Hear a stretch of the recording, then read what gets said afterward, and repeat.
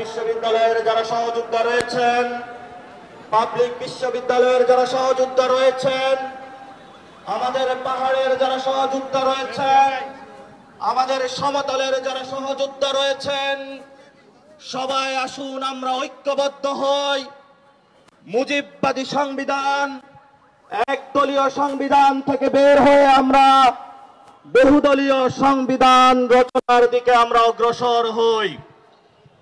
সেই বহুদলীয় সংবিধান রচনার জন্য আমাদেরকে বর্তমানে একটি সুযোগ সৃষ্টি করে দিয়েছেন এই দেশের জনতা, এই দেশের মুক্তিকামী মানুষ, যারা গত 15 বছরে নিজেদের শক্তির জানান দিয়ে রাজপথে লড়াই করেছেন, গুম হয়েছেন, খুন হয়েছেন, শহীদ হয়েছেন, আয়নাগরে গিয়েছেন, নিজেদের ভিটেমাটি বিক্রি করা হলো, রাজনৈতিক লড়াই চালিয়ে গিয়েছেন।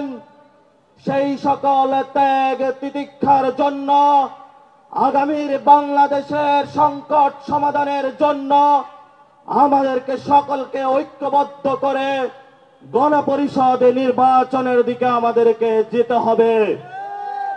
যেই গণপরিষদ নির্বাচনের মধ্যে বাংলাদেশের 24-এর গণ অভ্যুত্থানে যে শ্রমিকরা শহীদ হয়েছেন, সেই শ্রমিকদের কথা থাকতে হবে। যেই গণপরিষদে যে সংবিধান তৈরি হবে, সেই সংবিধানে যারা আমাদেরকে কোলে পিঠে মানুষ করেছেন, যারা আমাদেরকে 10 মাস 10 দিন গর্ভে ধারণ করে এই পৃথিবীতে আলোর চোখ দেখিয়েছেন, আমাদের মা এবং বোনেদের অধিকারের প্রশ্নগুলো লিপিবদ্ধ থাকতে হবে।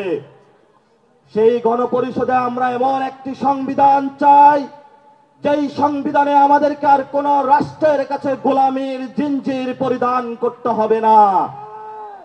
আমরা গণপরিষদের মধ্য দিয়ে এমন একটি সংবিধান চাই, যেই সংবিধানের মধ্য দিয়ে আর কোন ফ্যাসিস্ট শক্তি বাংলাদেশে মাথা উঁচু করে দাঁড়াতে পারবে না।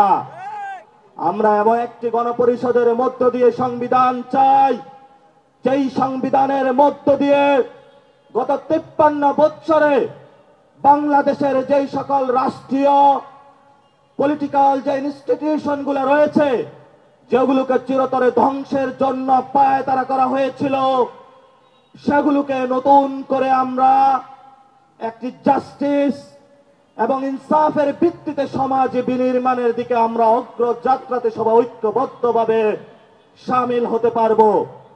প্রিয় সহযোদ্ধাবৃন্দ, আমি আমার কথা আজকের এই বক্তব্য আপনাদের কাছে স্পেসিফিক সামারাইজ করে বলতে চাই। এক দলীয় সংবিধানের 72-এর সংবিধানের মধ্য দিয়ে বহু দলীয় গণতন্ত্র বাংলাদেশে প্রতিষ্ঠা করা অসম্ভব, এবং এ বিষয়ে বাংলাদেশের যে বিএনপি রয়েছেন, অপরাপার যে রাজনৈতিক দলগুলো রয়েছেন, বহু দলীয় গণতন্ত্রের প্রবক্তা এক দলীয় সংবিধানে কখনোই হতে পারে না, কখনোই হতে পারে না। আমাদেরকে বহু দলীয় একটি সংবিধান জনগণের সামনে দিতে হবে, যেই সংবিধান গণপরিষদ নির্বাচনের মধ্য দিয়ে এই 24-এ যে সুযোগ এসেছে, সেই সুযোগের মধ্য দিয়ে আমাদের কাজে লাগাতে হবে।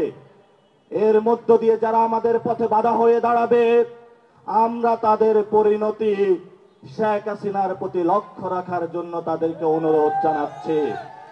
আমাদের স্পষ্টত কথা, বাংলাদেশের আমাদের রক্ত দিয়েছি আমরা। এখানে যদি বিচার প্রক্রিয়া এবং সংস্কার প্রক্রিয়ার মধ্যে কেউ যদি বাধা সৃষ্টি করতে চায়, দেশীয় এবং আন্তর্জাতিক ক্ষেত্রে কোনো ষড়যন্ত্র করতে চায়, আপনারা সবাই মাঠে প্রস্তুত থাকবেন। রক্ত আমরা দিয়েছি, আরো দিব রক্ত। বাংলাদেশের যাত্রা অব্যাহত থাকবে ইনশাআল্লাহ। সে লড়াইয়ে সকলে ঐক্যবদ্ধ থাকবেন।